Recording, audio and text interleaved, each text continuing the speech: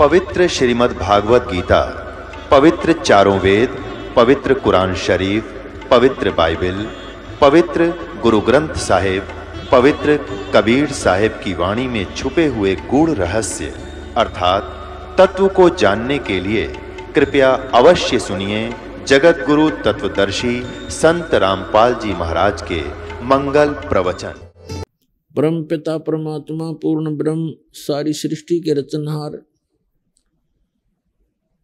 कबीर देव कबीर साहिब जी की असीम रजा से आप सभी पुण्यात्माएं सत्संग सुनने के लिए उपस्थित हुए। इस कलयुग के अंदर सबसे दुर्लभ है सत्संग प्राप्त होना। आप जी के ऊपर परमात्मा ने ये विशेष रजा बख्शी है। आप कितनी पुण्यात्माएं हैं कि आपको सत्संग उपलब्ध हुआ। सत्संग का अर्थ होता है सत्य, तत्व ज्ञान, सत्य ज्ञान, आध्यात्मिक ज्ञान का जहां प्रचार होता हो उसको सत्संग कहते हैं। अध्यात्म मार्ग के अंदर हमने अपने आध्यात्मिक ग्रंथों को ही आधार मानकर आगे कदम बढ़ाना होगा, क्योंकि आज तक जो भी धर्म या उस धर्म के अंतर्गत फॉलोवर, उनके अनुयायी जितने भी हैं, वे प्रारंभ से ही अपने धर्म ग्रंथों को सर्वोच्च मानते हैं, उत्तम मानते हैं, शिरोधार्य मानते हैं। तो आज भी हमने उनको शिरोधार्य ही मानना होगा। और जो भी धर्मगुरु अपने धर्म ग्रंथों के विपरीत ज्ञान दे रहा है उसको हमने अब छोड़ना होगा, तभी हम भक्ति मार्ग में सफल होंगे। इसके लिए पवित्र श्रीमद् भगवत गीता अध्याय नंबर 16 का श्लोक नंबर 23 और 24 पर्याप्त है हमें समझने के लिए। उसमें विवरण है कि शास्त्र विधि को त्याग कर जो मनमाना आचरण करते हैं उनको न तो सुख की प्राप्ति हो सकती, न उनको कोई सिद्धि प्राप्त होती और न ही उनकी परम गति होती है। तो पुण्यात्माओं, आध्यात्मिक क्रियाएं जो हम करते हैं इन तीन वस्तुओं की प्राप्ति के लिए ही करते हैं कि अपने जीवन में हम सुखी रहें, हमारी कार्य सिद्ध हो और फिर परम गति हो। और ये तीनों ही पदार्थ शास्त्र विरुद्ध साधना करने से वंचित रह जाते हैं। इसलिए 24वें श्लोक में श्रीमद् भगवत गीता अध्याय नंबर 16 के कहा है, इससे तेरे लिए अर्जुन कर्तव्य और अकर्तव्य की व्यवस्था में, यानी कौन से धार्मिक अनुष्ठान क्रियाएं मंत्र जाप करने चाहिए और कौन से ना करने चाहिए, उसके लिए अपने सदग्रंथों को ही आधार मानना। तो पुण्यात्माओं, आज का जो समागम प्रारंभ हो रहा है, जो 5 दिवसीय ये सत्संग चलेगा, ये किस उपलक्ष्य में है आज सबसे पहले आपको थोड़ी सी जानकारी देंगे, फिर परमात्मा की महिमा से आपको परिचित कराएंगे। ये जो सत्संग प्रारंभ हो रहा है ये किस उपलक्ष्य में है? आत्मा परमात्मा की खोज में वर्षों युगों से लगी हुई है, हजारों करोड़ों युगों से लगी है। और हम अपने सदग्रंथों में ये भी पढ़ते आए हैं कि जो सत साधना करते हैं, मर्यादा में रहकर सत भक्ति करते हैं, वे ऐसे स्थान पर चले जाते हैं जहां से लौटकर फिर प्राणी कभी संसार में नहीं आता।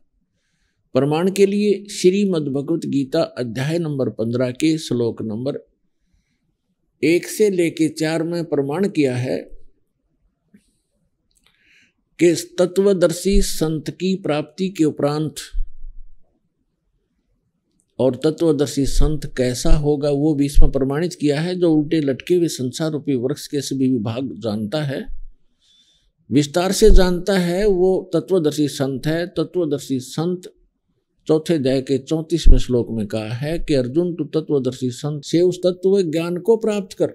तो यहाँ 15वें अध्याय के चौथे श्लोक में कहा है कि तत्व ज्ञान की प्राप्ति के उपरांत उस तत्व ज्ञान से इस अज्ञान को काटकर,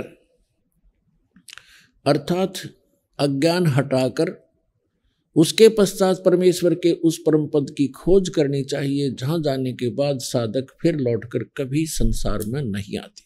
और जिस परमेश्वर ने संसार रूपी वृक्ष की रचना की है, यानी सारे ब्रह्मांडों की जिसने रचना की है, केवल उसी की भक्ति करो। गीता ज्ञान दाता जो श्री कृष्ण जी के अंदर प्रवेश करके बोल रहा है, वो ब्रह्म है, सरपुरुष है। वो अपने विषय में कहता है, वो अपने विषय में कहता है कि अर्जुन तेरे और मेरे बहुत जन्म हो चुके हैं, तू नहीं जानता, मैं जानता हूं। मेरे कर्म और जन्म अलौकिक हैं, दिव्य हैं। प्रमाण के लिए श्रीमद् भगवद गीता अध्याय नंबर 2 श्लोक 12, अध्याय नंबर 4 श्लोक 5 और 9, अध्याय नंबर 10 श्लोक 2 में ये गीता ज्ञानदाता स्वयं कहता है कि मेरी भी जन्म मृत्यु होती है और मेरे उपासक की भी जन्म मृत्यु होती है और आपकी भी होती है। अभी तक जो हमारे धर्म गुरु श्री कृष्ण जी की पूजा का हमें विधान बताते थे, तो यदि हम ये मानकर चलें कि श्रीमद् भगवद गीता का ज्ञान श्री कृष्ण जी बोल रहे हैं, वैसे तो सच्चाई आपको बताई दी दास ने। श्री कृष्ण जी के अंदर ये सरपुरुष यानी काल ज्योत स्वरूपी निरंजन, जिसे योगी लोग ब्रह्म कहते हैं, ऋषि लोग जिसे ब्रह्म कहा करते हैं, वो बोल रहा है। और वो 21 ब्रह्मांड का स्वामी है। और श्री कृष्ण जी विष्णु जी के अवतार हैं। श्री विष्णु समझो से श्री कृष्ण समझो। ये केवल एक ब्रह्मांड में 3 लोकों पर, पृथ्वी लोक, स्वर्गलोक और पाताल लोक, इन 3 लोकों पर केवल एक विभाग के प्रभु हैं, स्वामी हैं। विष्णु जी सतोगुण विभाग के, यानी श्री कृष्ण कहो, विष्णु कहो, और ब्रह्मा जी रजोगुण विभाग के मंत्री समझो, साहब समझो, मालिक समझो, खुदा समझो। और श्री शंकर जी जो है ये तमोगुण विभाग के स्वामी समझो, प्रभु समझो। ये केवल इतने ही मालिक हैं। तो गीता ज्ञान दाता जो भी आप समझते थे उसी को सोचकर चलिए, वही मानकर चलिए। वो कह रहा है कि मेरे तो जन्म मृत्यु होते हैं और वो कोई और परमात्मा है जिसकी शरण में जाने से 18वें अध्याय के 62वें श्लोक में कहा है, अर्जुन तू सर्वभाव से उस परमेश्वर की शरण में जा, उसकी कृपा से तू परम शांति को और सनातन परम धाम को प्राप्त होगा।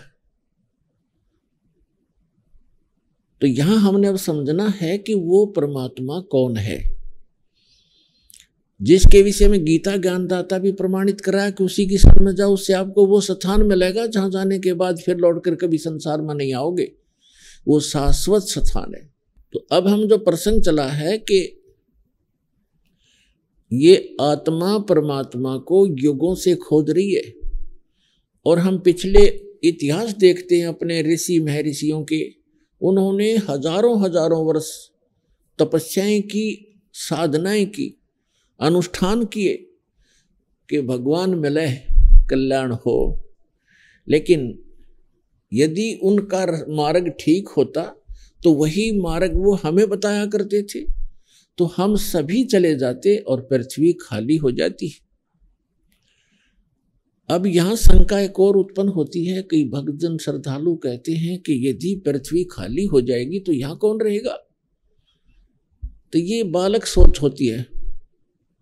एक बिल्कुल अबोध बच्चा ये बातें कर सकता है जिसको कुछ भी ज्ञान नहीं। अब ये कोई सुख का स्थान थोड़ा ही है। हर चीज का अभाव यहाँ पर, और सारा जीवन हम अपने इस पेट पोषण पर ही लगा देते हैं और बीच में ही मृत्यु हो जाती है। इतना गंदा स्थान यहाँ रहने की इच्छा हमारी क्यों बन रही है? क्योंकि हमें उस अन्य सुख में लोक का ज्ञान नहीं, और वहां जाने का कोई समाधान नहीं। अब जैसे चंद्रमा खाली पड़ा है, ऊपर के ग्रह ये सभी खाली पड़े हैं, तो एक पत्थर ये भी पड़ा रहेगा। हमने कौन सा ठेका ले रखा है यहीं पर गर्मी और सर्दी और भूख प्यास इन कैंसर से पीड़ित होकर मरने और जीने की? यह तो हमारी मजबूरी है। जब हम ऐसे स्थान पर चले जाएंगे जहां हमें शरीर इतना अच्छा मिलेगा, जिसमें कोई रोग नहीं, निरामे मिलेगा। निरामे, आमे माने रोग होता है, निरामे माने निरोग शरीर मिलेगा। और ऐसा ही वहां दुनिया होगी आपकी, ऐसे आपका परिवार होगा जो कभी मृत्यु को प्राप्त नहीं होगा। और वहां एक ऐसा शिष्टाचार होगा, यहाँ तक कद बहु सास ने गड़न लाग रही है या सास बहु से के सर हो रही है, रोज कोई ना कोई पंगा जी ने बना रहता जीव के। हम ढीठ होकर जी रहे हैं, कोई विकल्प दिखाई नहीं दे रहा। तो हम ऐसे स्थान पर चले जाएंगे जहां कोई दुख नहीं, कोई वृद्ध अवस्था नहीं। अब कौन वृद्ध होना चाहता है, कौन रोगी होना चाहता है? और सभी हो रहे हैं। कौन मरना चाहता है? और सभी मर रहे हैं। तो ऐसे गंदे लोक में और फिर कोई ये कहे कि ये खाली हो जाएगा, ये तो जितना शीघ्र खाली हो उतना अच्छा। ये रहने का स्थान है। कहीं फ्लड आ रही है, मर गई दुनिया, कहीं पर भूकंप आ गया है, कहीं पर वैसे सूखाग्रस्त, कोई रोग से मर रहा है, कोई किसी तरह करा रहा है। तो ये तो एक बूचड़ खाना है ये पृथ्वी लोक, और ये स्वर्ग लोक यहाँ के, ये कोई स्थान ठीक नहीं है। तो परमात्मा की खोज में हम युगों से लगे हुए हैं, और यदि उन ऋषि महर्षियों का मार्ग सही होता तो हम चले जाते वहां पर। हम इस संसार में नहीं रहते। इसका कारण यही रहा कि हमारे सदग्रंथों का भी ज्ञान हमारे धर्मगुरुओं को नहीं था। वर्तमान के अंदर तो बिल्कुल ही बिजली गिर गई है, और विशेषकर इस हिंदू धर्म में तो कमाल कर दिया। जितना भक्ति का इस अध्यात्म मार्ग में जो घोटाला देखा है इस हिंदू धर्म के अंदर, और अन्य धर्मों में नहीं देखने को मिलता।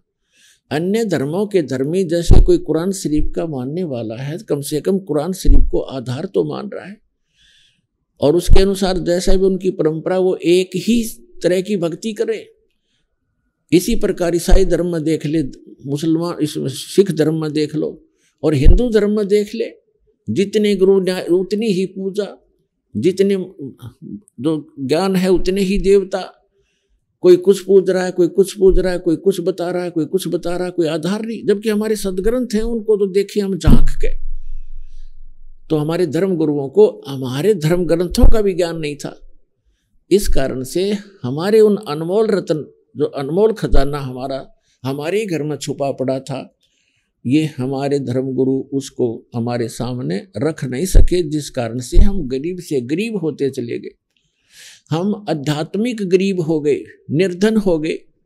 कबीर साहब कहते हैं, कबीर सब जग निर्धना और धनवंता ना कोई, धनवंता सो जानिए जिस पर राम नाम धन होए। तो हमारे पास राम नाम धन नहीं रहा, जिस कारण से हम भिखारी बन गए। तो पुण्यात्मा, अब हमने फिर राम नाम के धन को पुनः संग्रहित करना है शास्त्र अनुकूल साधना करके। अब आज का जो समागम प्रारंभ हुआ है, इसका उपलक्ष्य है कि ज्येष्ठ सुदी पूर्णमासी को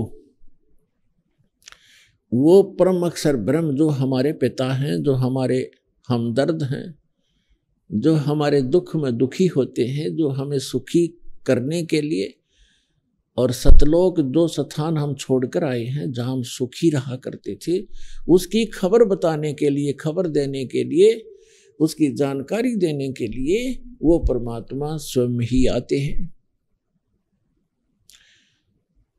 और ये हमारे सदग्रंथ भी प्रमाणित कर रहे हैं। ऋग्वेद मंडल नंबर 9 सूक्त नंबर 86 और मंत्र नंबर 26 और 27 में, ऋग्वेद मंडल नंबर 9 सूक्त 82 मंत्र 1, 2, 3 में, ऋग्वेद मंडल नंबर 9 सूक्त 20 मंत्र 1 में, ऋग्वेद मंडल नंबर 9 सूक्त 94 के 94 के मंत्र नंबर 1 में, ऋग्वेद मंडल नंबर 9 सूक्त 95 के मंत्र नंबर 2 में, ऋग्वेद मंडल नंबर 9 सूक्त 96 के मंत्र 16 से लेकर 20 में, ऋग्वेद मंडल नंबर 9 सूक्त 54 मंत्र 3 में, ऋग्वेद मंडल नंबर 9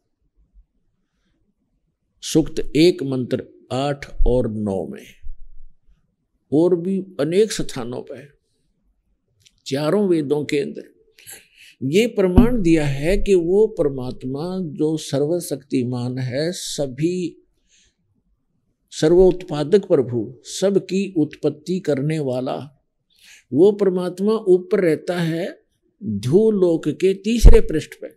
ध्रुवलोक माने तेजो में लोक, जो सौ प्रकाशित पृथ्वी सतलोक है। उस पृथ्वी पर वो परमात्मा एक गुम्बज के अंदर राजा के समान, सिर पर मुकुट है, ऊपर श्वेत छत्र है दाता के, और सिंहासन यानी तख्त पर विराजमान है। तो जिन महापुरुषों ने परमात्मा को वहां देखा, उन्होंने भी बताया है परमात्मा का साक्षात्कार जिनको हुआ है, क्योंकि वो परमात्मा स्वयं ही उनको लेकर के सतलोक गए थे, अपना निज स्थान दिखाकर उनको वापस छोड़ा था। उनमें से एक हैं आदरणीय गरीबदास साहिब जी, गांव छुडानी, जिला झज्जर, हरियाणा वाले। उन्होंने कहा कि श्वेत छत्र और सिर मुकुट विराजे,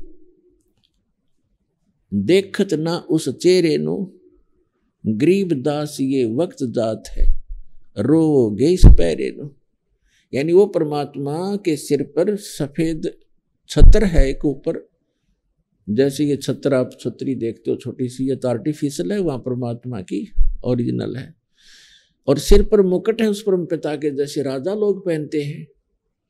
यही ऋग्वेद मंडल नंबर 9 सूक्त 82 मंत्र 1 में है कि वो सर्व उत्पादक प्रभु, सब पापों का नाश करने वाला, राजा के समान दर्शनीय है, देखने में राजा के समान तख्त पर विराजमान है, सिंहासन पर बैठा है, और वहां से गति करके आता है, अच्छी आत्माओं को मिलता है जो दृढ़ भक्त होते हैं।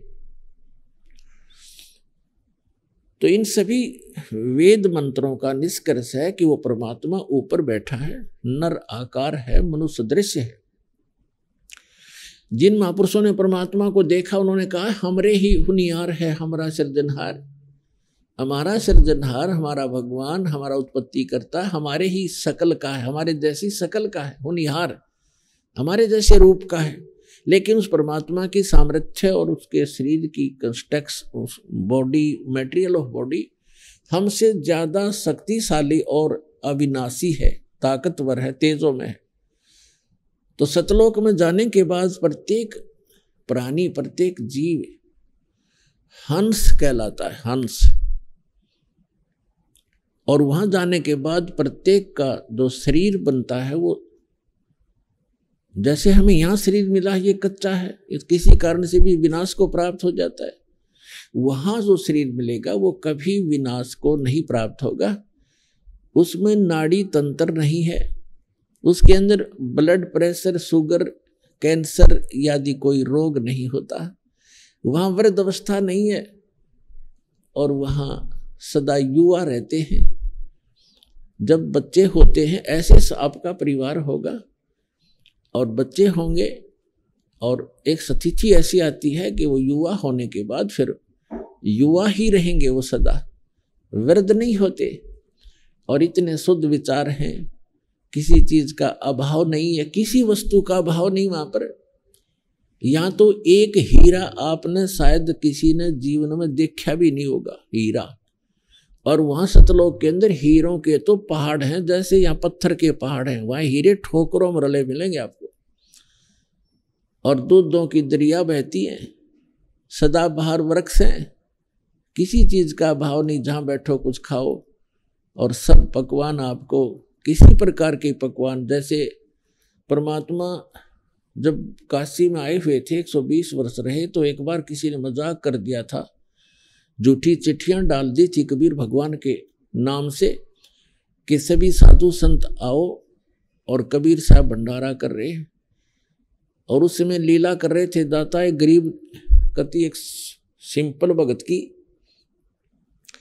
झोंपड़ी में रहा करते थे। 2 समय का मुश्किल से आहार होता था और जिसके द्वार पर 18 लाख व्यक्ति आ गए।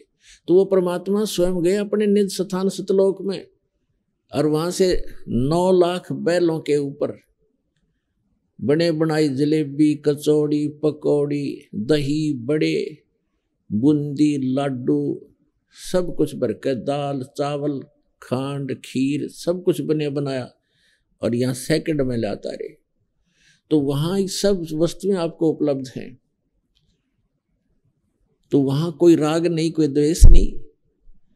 या तो हम कभी किसी जमीन के बंटवारे पर लड़ मरते हैं, जमीन वहीं रह जाती है और इंसान मर जाते हैं।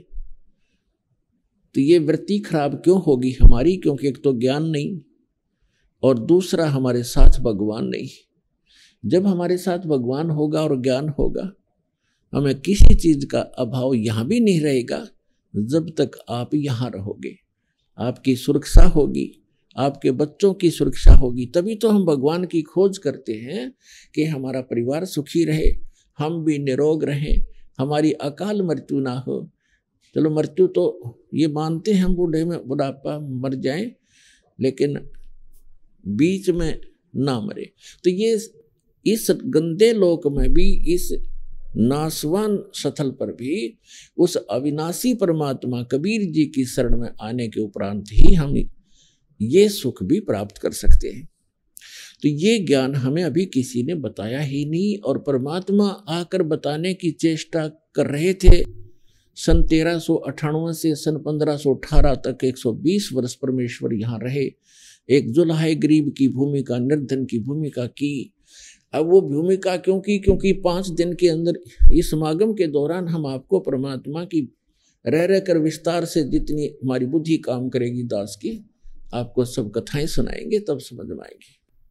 चारों युग में संत पुकारे, को के कहा हम हेल रे, हीरे माणक मोती बरसें, ये जग चुगता डेल रे।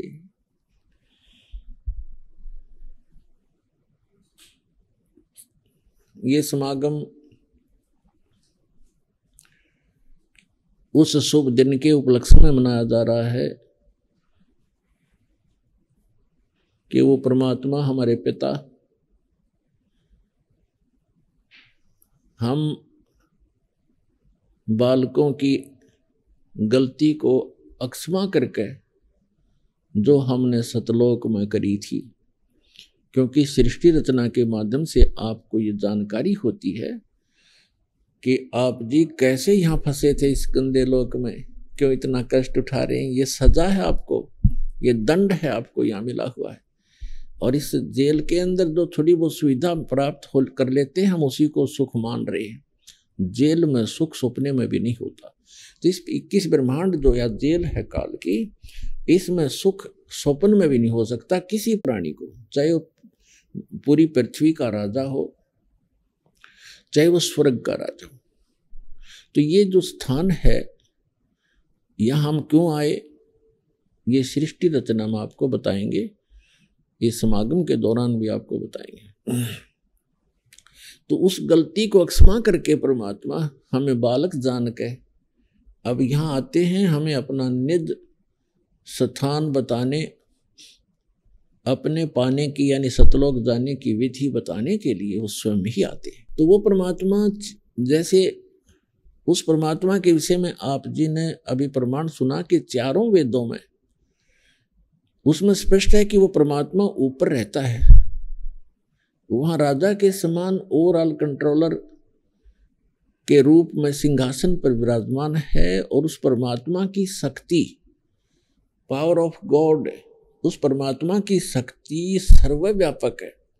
वो परमात्मा एक देशीय है, एक स्थान पर रहता है। जैसे सूर्य एक देशीय है और उसकी जो शक्ति है वो निराकार रूप में प्रत्येक को प्रभावित कर रही है। उष्णता उसकी शक्ति है। आप छाया में बैठे होते हो तो भी उसकी उष्णता आपको महसूस हो रही होती है। इसी प्रकार परमात्मा की जो शक्ति है प्रत्येक कण कण में विद्यमान है। परमात्मा एक स्थान पर है, नर आकार है, और वहां से गति करके यहाँ आता है। वो उद्देश्य क्या रखता है आने का, पर वेदों में भी आपको बहुत बार प्रमाणित किया है और आगे भी बताएंगे कि वो परमात्मा यथार्थ भक्ति मार्ग बताने के लिए ही यहाँ आता है। हमें यदि किसी वस्तु की आवश्यकता है तो मोक्ष मार्ग है वो। मोक्ष माने यहाँ इस बंधन से छूट जावा जो कर्म बंधन से हम बंधे हुए हैं, और कर्मों के बंधन से छुड़वाने वाले को बंदी छोड़ कहते हैं, और कर्म के बंधन को केवल वो बंदी छोड़ परमेश्वर सत्य पुरुष कबीर साहब ही छुड़वा सकते हैं। मासा घटे न तिल बधे विधना लिखे जो लेख, सच्चा सतगुरु मेट कर ऊपर मारे मेख। अब जब परमात्मा यहाँ आते हैं हम उस परमात्मा को पहचानते नहीं। क्यों नहीं पहचानते? क्योंकि हमने डेफिनेशन ऑफ गॉड व रॉन्ग सुन रखी होती है। परमात्मा की जो परिभाषा है वो हमने गलत सुन रखी होती है, जिस कारण से हम परमात्मा का कुछ और ही दृष्टिकोण से विवेचन करते रहते हैं और वही धारणा हमारे हृदय में समाई रहती है।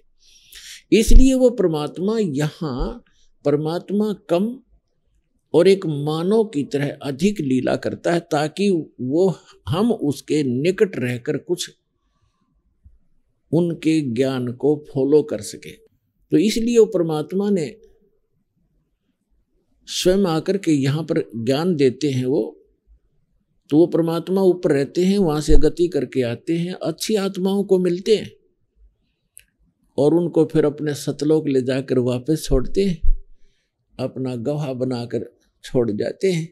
अब उन गवाहों ने, उन जो साक्षी बने परमात्मा के, जिनको भगवान मिले, उन्होंने और साथ में हमारे पवित्र सदग्रंथों ने, दोनों ने रिल मिलकर ये सिद्ध कर दिया कि परमात्मा कैसा है, कहाँ रहता है, उसका नाम क्या है, उसके पाने की विधि क्या है, मेथड कौन सा है जिससे हम परमात्मा प्राप्त कर सकते हैं।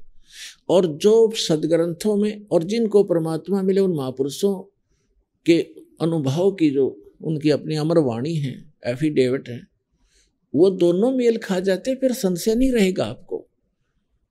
फिर संशय नहीं रहेगा कि हम जो कर रहे हैं वो ठीक है या गलत है, वो फिर स्वस्थ हो जाएगा। इसलिए उस परमात्मा ने बताया है, वो परमात्मा चारों युगों में आते हैं और वो स्वयं ही आकर अपना ज्ञान कराते हैं। अथर्ववेद कांड नंबर 4 अनुवाक नंबर 1 मंत्र 1 से 7 में ये सारी सृष्टि रचना कोड वर्डों में दे रखी कि वो परमात्मा कबीर देव है, कबीर साहब है, और वो सभी ब्रह्म का भी, परब्रह्म का भी, और सभी ब्रह्मांडों का रचनहार है। और वो अपने द्वारा रची हुई सृष्टि को स्वयं ही ठीक ठीक बताता है।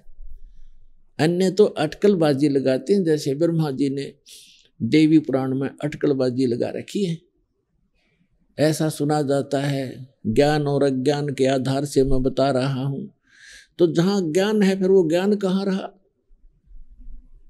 अब थोड़े से हलवे में थोड़ा सा रेत भी डाल दे तो वो स्वाद ही सारा करकरा हो गया। इस प्रकार वो परमात्मा स्वयं आते हैं और क्या बताते हैं? चारों युग में संत पुकारे, को के कहा हम हेल रे, हीरे माणिक मोती बरसे, ये जग चुगता ढेल रे। परमात्मा कहते हैं मैं चारों युगों में आया और चारों युगों में अच्छी आत्माओं को मिला जो संत कहलाए, और हमने आवाज लगा लगा कर कूक कहा हम हेल रे। कूक माने ऊंचे स्वर तक गुरज गुरज के आवाज लगा लगा के बताया कि ये साधना तुम कर रहे हो गलत है, ये पूजा गलत है, ये साधना करो। शास्त्र विधि त्याग कर मनमाना आचरण करने वाले डड़े ढो रहे हैं। ये जग चुगता ढेल रे, हीरे मोती समझकर कंकर इकट्ठे किए बैठे हो आप, और हम हीरे और मोती इनकी वर्षा कर रहे हैं शास्त्र अनुकूल साधना और मंत्रों की, जिससे आपको मोक्ष रूपी हीरे प्राप्त होंगे, आपका जीव सुखी होगा। हमारा ज्ञान किन्हें ना सुनिया, पर भी लेन जात है दुनिया। हमारा ज्ञान किसी ने नहीं सुना, किसी ने नहीं सुना, और वहां पर भी लेने जाते हैं। जैसे आप देख रहे हो केदारनाथ के ऊपर कल से कितना भयंकर फ्लड आकर के बदल फट गया, वहां तहस नहस हो गई, बहुत से नुकसान हुए, बहुत से श्रद्धालु मारे गए। यदि अमरनाथ के ऊपर जाते हैं, शायद ही कोई ऐसा वर्ष गया होगा जिसमें 100, 200, 1000, 15 से ना मरे हों दर्शक श्रद्धालु। तो आत्मा भगवान बिना रह नहीं सकती, इसका स्वभाव है, इसको आवश्यकता उस भगवान की। जिस दिन से ये उससे बिछुड़ी है, उसी दिन से उसको वो सुख नहीं प्राप्त हो रहा जिसको ये छोड़कर आ चुकी है।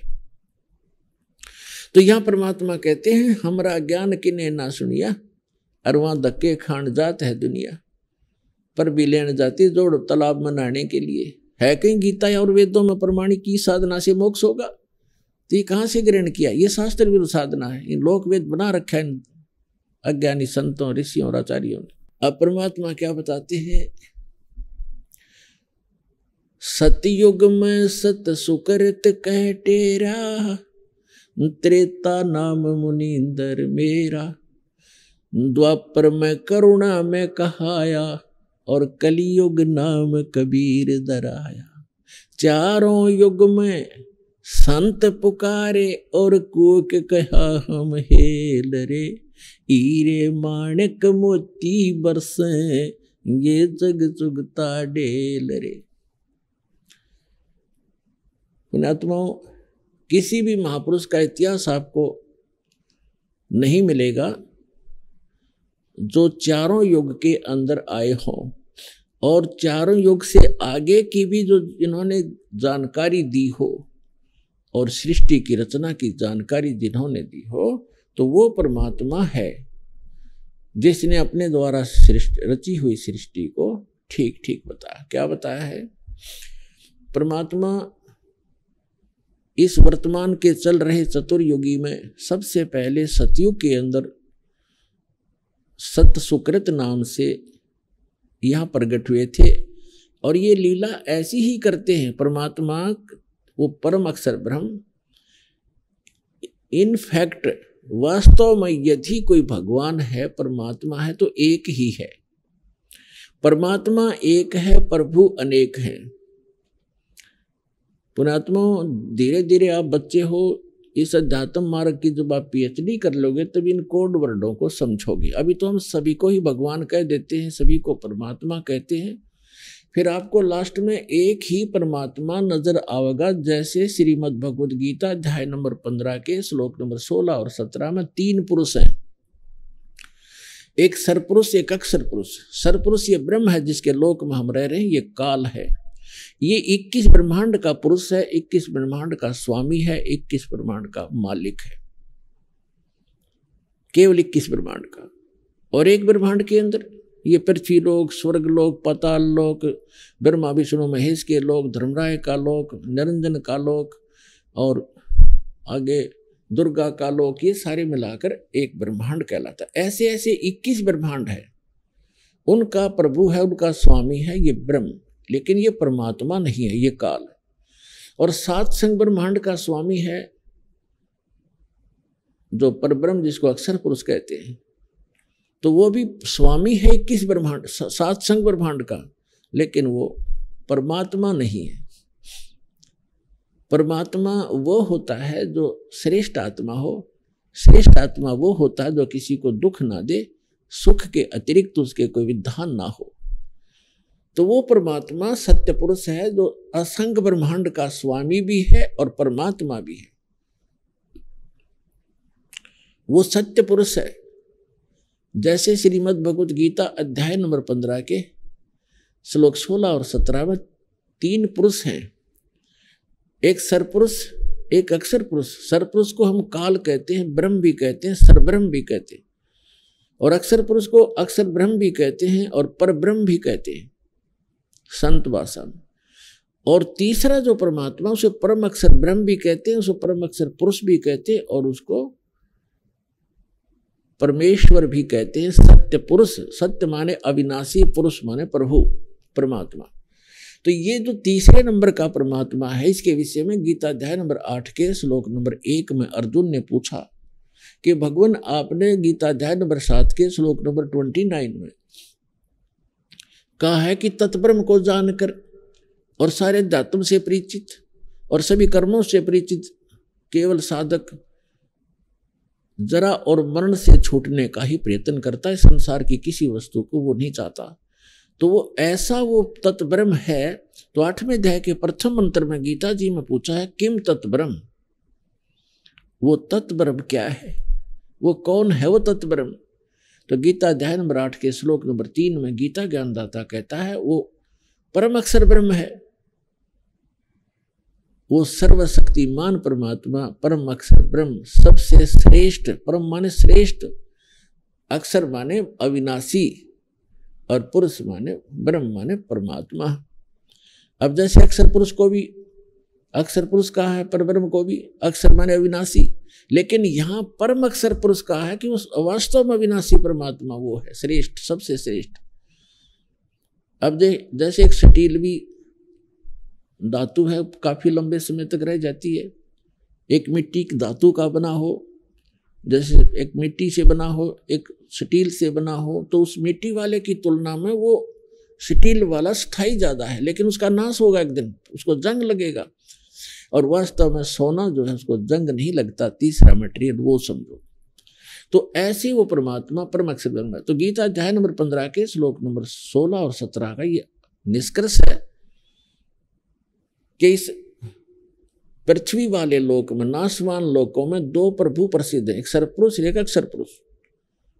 और इनके अंतर्गत जितने प्राणी हैं वो भी नाशवान है। जीवात्मा तो किसी की भी नहीं मरती, हो तो पशु पक्षियों की भी नहीं मरती, वो तो अलग विषय है।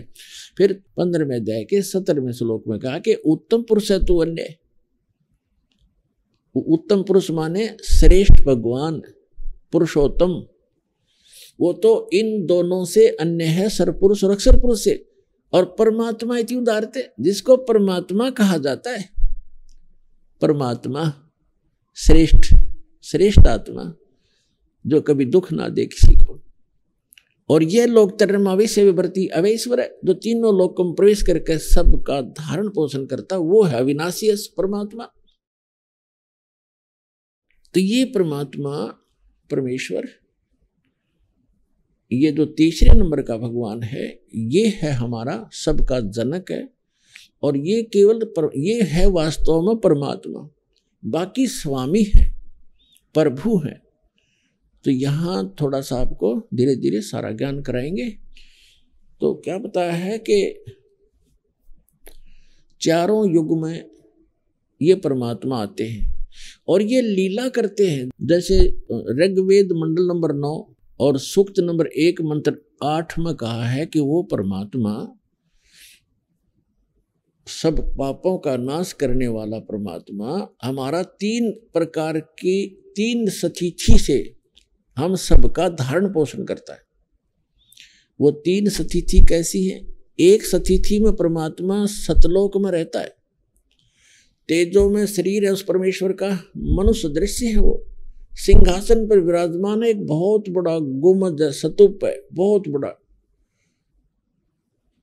और वो बहुत सुंदर सफेद कलर का है, तेजो में है, उसके अंदर से भी नूर निकल रहा है। उसके बीच में सिंहासन पर परमात्मा विराजमान है, एक राजा के समान बैठे हैं, उनके सिर पे मुकुट है और ऊपर छत्र है, और उनके ऊपर चंवर अपने आप भी होता है जब इच्छा होती है, और बाकी वो रखा भी रहता है। तो वो स्थान जो है वो है परमात्मा की प्रथम सतिथि। फिर वो भगवान, वो ही परमात्मा अपना अन्य रूप धारण करके अपने शरीर को सरल करके, क्योंकि वहां जो परमात्मा बैठे हैं परमेश्वर परम अक्षर ब्रह्म, उनके एक रोम में, एक रोमकूप कहो, एक रोम कहो। आइए अब हम उन श्रद्धालुओं के अनुभव जानते हैं जो जगत गुरु तत्वदर्शी संत रामपाल जी महाराज जी से दीक्षा प्राप्त कर चुके हैं तथा उनके द्वारा बताए गए भक्ति मार्ग पर चल रहे हैं। नमस्कार सर। सत साहिब जी। सर क्या नाम है आपका? कृष्णलाल जी। सर कहाँ से आए हैं? जलंधर सिटी, पंजाब में। सर संत रामपाल जी महाराज से नाम दीक्षा आपने कब ली? 11 दिसंबर 2016। संत रामपाल जी महाराज से नाम दीक्षा लेने से पहले आप क्या भक्ति साधना करते थे? बचपन में तो मैं माता शेरावाली की भक्ति करता था, और ये करते करते करते करते मेरा जीवन बड़ा हो गया, पढ़ाई ख़त्म हो गई और मैं आर्मी में चला गया। वहाँ भी मैं जाकर यही काम करता था, और एक सज्जन ने मेरे से कहा कि भाई तुम ये क्या कर रहे हो? मैं कहा जी शेरावाली माँ की भक्ति करता। उन्होंने बोला भाई तेरा गुरु कौन है? मैंने बोला जी गुरु तो कोई नहीं है। तो कहता गुरु तो बिना कोई भी भक्ति करना बेकार है, आपने भक्ति करनी है पहले गुरु बनाओ। तो उस गुरु की तलाश में उन्हीं से मैंने पूछा कि गुरु कहाँ मिलेगा, कैसे मिलेगा? तो उन्होंने बताया कि मैं पंजाब में रहता हूँ, आप कहाँ रहते हो? मैं कहा भी मैं भी पंजाब में रहता हूँ। कहते हैं कि पंजाब से सबसे बड़ा इस टाइम में राधा स्वामी डेरा है, वहाँ आप गुरु बना सकते हो। तो 10 दिन की एमरजेंसी छुट्टी ली, राधा स्वामी डेरे गया और लाइन में लग गया। और जब मेरी बारी आई तो उन्होंने पूछा कि आपने कितने सत्संग पहले सुने हैं?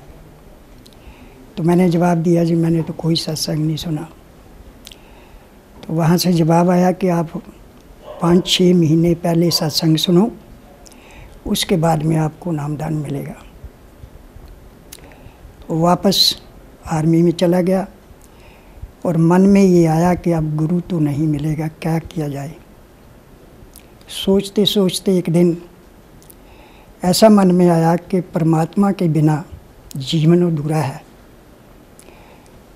तो अब परमात्मा की खोज में निकलने के लिए ये नौकरी छोड़नी पड़ेगी। फाइनल कर लिया, रिजाइन दे दिया, एक्सेप्ट नहीं हुआ। फिर दिया, नहीं एक्सेप्ट हुआ। तीसरी बार मेरा रिजाइन एक्सेप्ट हो गया और मैं घर चला गया। जब घर वालों को पता चला कि इसने नौकरी छोड़ दी है, उन्होंने मेरे फादर को बताया। फादर ने मेरे घर से निकाल दिया। कहता बेटा जहाँ से आए वहाँ चले जाओ। घर के निकलने के बाद मैं जलंधर आ गया। सेटल होने में थोड़ा टाइम लगा। उसके बाद फिर सत्संग सुने राधा स्वामी के, और सन 1994 में मेरे को नामदान मिला राधा स्वामी का। उसके बाद मैं मन तन से राधा स्वामी डेरे की सेवा करने लगा और तकरीबन 20 साल सेवा की।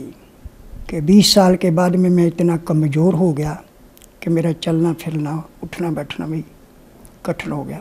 जब ये दिक्कत आई, प्रार्थना लगाई, तो उन्होंने कहा कि भाई यही परमात्मा मिलने का एक तरीका है। आपकी टांगें सो जाती है, कोई बात नहीं। आपका शरीर सो जाता है, कोई बात नहीं। जीवित मरना इसी को ही कहते हैं। जो जीवित मरता है उसी को परमात्मा मिलता है।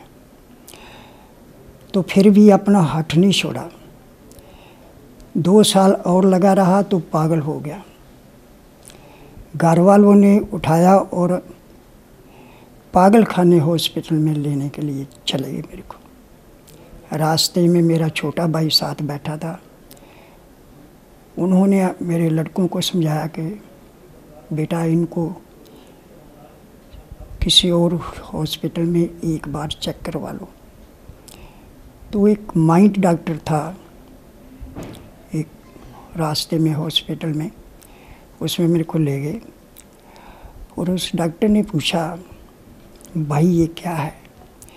मैं कहा जी ये हाथ है, राइट हैंड है, 5 उंगल है इसकी, इसी से हम ज़्यादा काम करते हैं।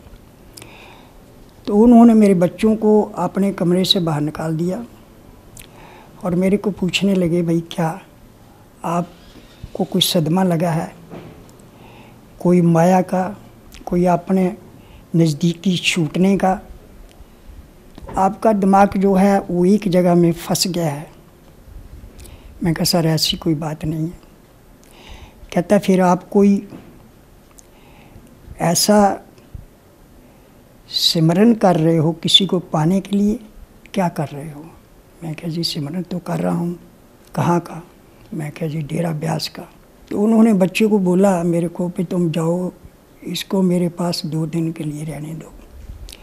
उन्होंने 2 दिन मेरे को बेहोश ही रखा और तीसरे दिन जब बेहोशी से मैं बाहर आया तो मैं 50% नॉर्मल था।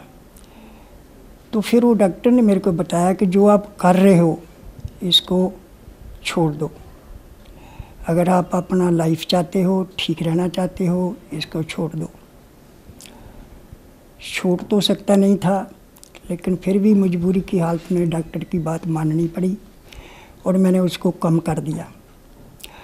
और मैंने अपने एक दरवाजे के आगे जब मकान बनाया था उस समय गुरु कबीर जी की फ़ोटो लगाई हुई थी। तो जब मैं वहाँ बैठता था तो मेरा मन शांत हो जाता था, इधर उधर जाता था, फिर फटना शुरू हो जाता था। तो ये चलते चलते जब मेरे को पता चला कि यहाँ बैठने से मेरा मन शांत होता है, तो वहीं मैं लेटकर प्रार्थना करनी शुरू की। सर जैसा कि आपने बताया कि आप 20 साल तक राधा स्वामी पंथ से जुड़े रहे, वहाँ आपने 20 साल सेवा की जिससे आपका शरीर भी खराब हो गया और आप पागल भी हो गए। फिर आप संत रामपाल जी महाराज की शरण में कैसे आए? एक भगत जी लुधियाने के जिनका नाम मुंगिया जी है, परमपिता परमात्मा श्री गुरु रामपाल जी महाराज की दया से वो भगत जी मेरे फैक्ट्री में गए। वो भी पहले राधा स्वामी जाते थे। उन्होंने जब मेरे को देखा तो बोला, भाई जी आप इतने कमज़ोर क्यों हो गए? तो उनको सारी कहानी बताई। उन्होंने बताया कि वो मार्ग ठीक नहीं है, जो हमें ये 5 नाम का 5 तत्व का नाम दे रहे हैं वो सारे का सारा काल का है और काल कभी किसी को परमात्मा से नहीं मिलने देता। आप कृपा करके मेरी बात मानो और मैं जो बताता हूँ उसको समझो। जब उन्होंने मेरे को एक किताब दी और थोड़ा उन्होंने ज्ञान भी दिया कि इस किताब को ज़रूर पढ़ना, वो पढ़ने के बाद जो भी आप फैसला करोगे वो मेरे को बताना। उस किताब को मैंने जब रात को पढ़ना शुरू किया तो एक के बाद एक सफ़ा जब मैं बोलता था तो मेरा मन करता था कि इसको मैं छोड़ूंगा। पूरी किताब पढ़ने के बाद भी मैं उसको छोड़ा और दूसरे ही दिन मैंने उनको फ़ोन लगाया, भाई मैं आपके पास आ रहा हूँ, वो मेरे को ये नाम दिला दो। तो उन्होंने जवाब दिया, भाई आप अभी आ जाओ, सुबह की बात छोड़ो, अगर आपका मन मानने आए तो अभी आ जाओ। तो मैंने रात को ही उसके पास आ गया लुधियाना में।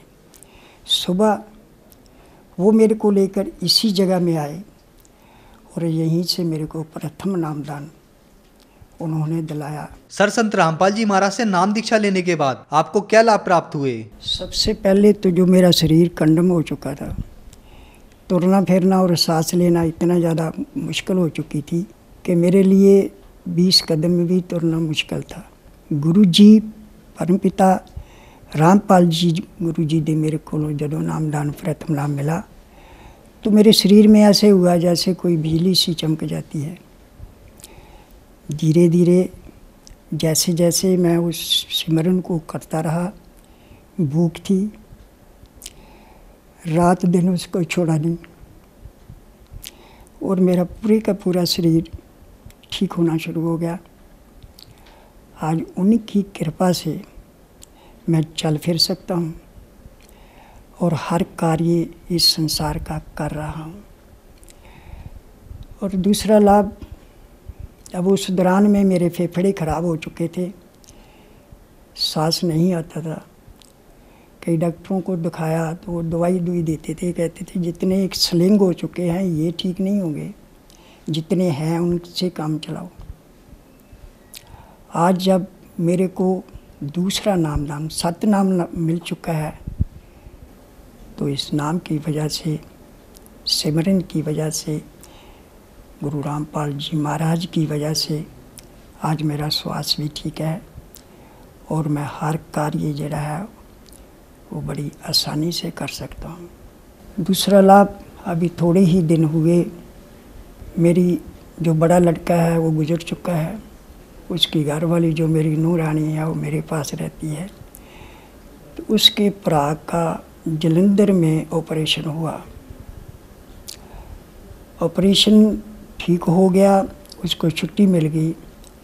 उसको छोड़ने के लिए मेरी नूरानी ने कहा कि डैडी तुमने इनको मिकेरिया छोड़ने के लिए जाना है।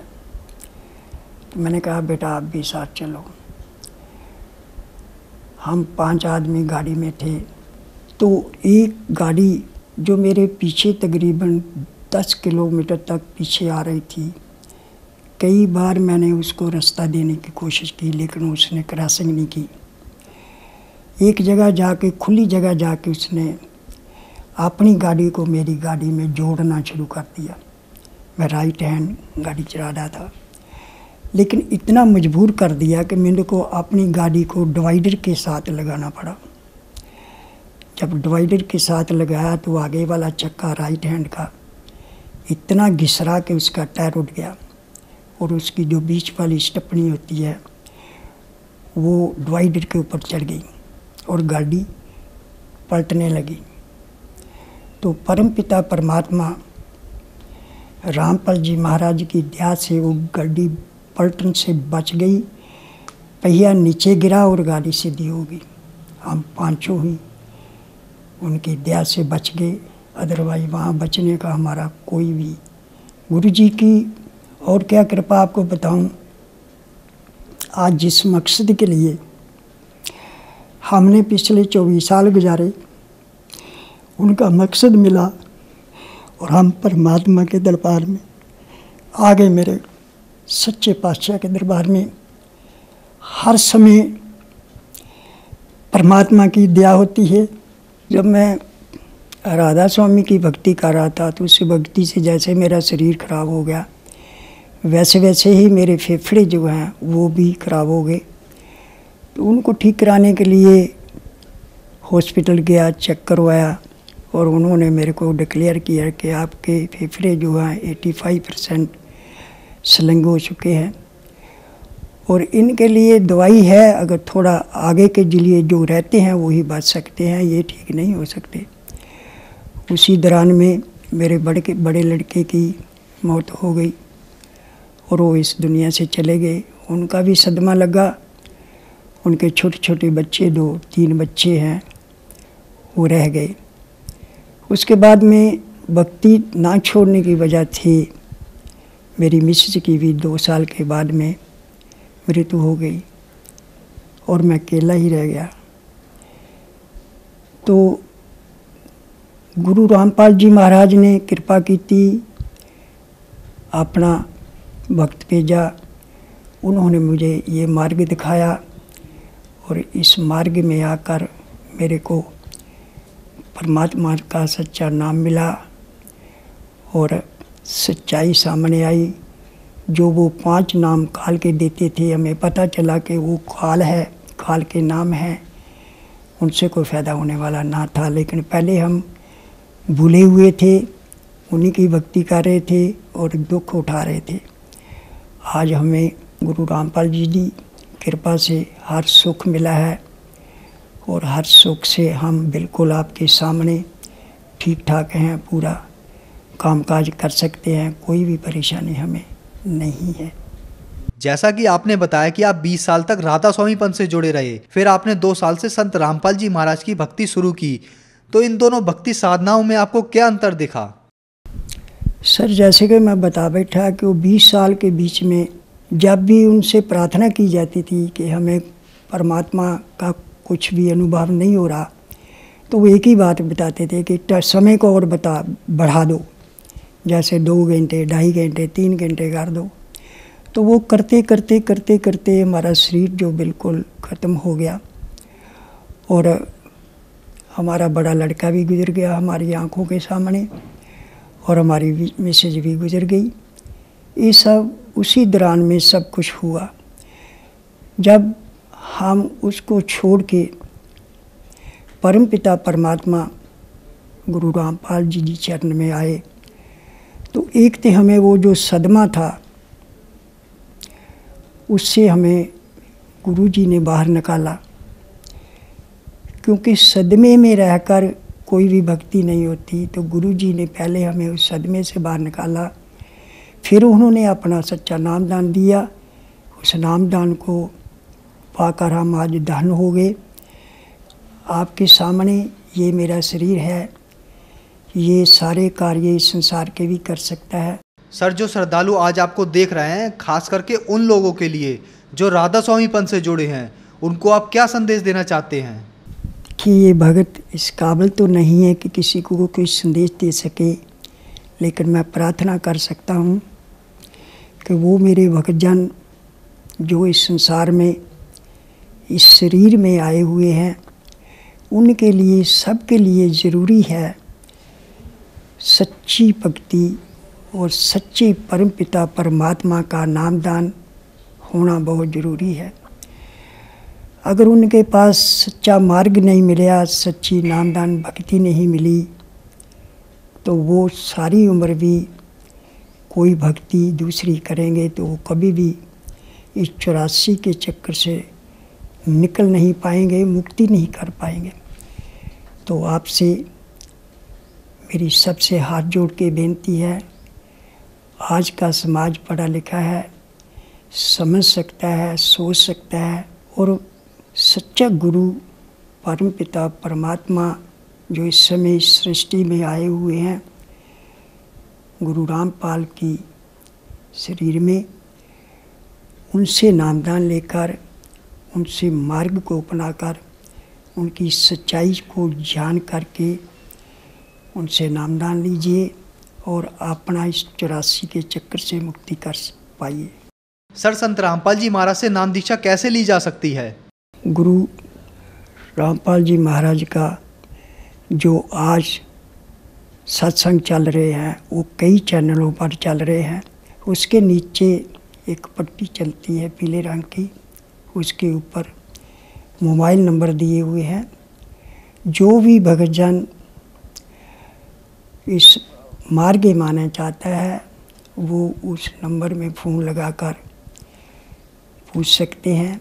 और जहाँ जहाँ नामदान सेंटर खुले हुए हैं उनके नज़दीक का नामदान सेंटर उसको बता दिया जाता है, वहाँ जाकर वो गुरु रामपाल जी महाराज का नामदान प्राप्त कर सकता है और अपनी मुक्ति कर सकता है। धन्यवाद सर।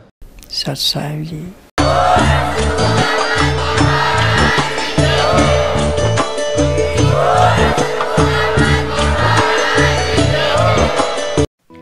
आप सुन रहे थे जगत गुरु तत्वदर्शी संत रामपाल जी महाराज के मंगल प्रवचन।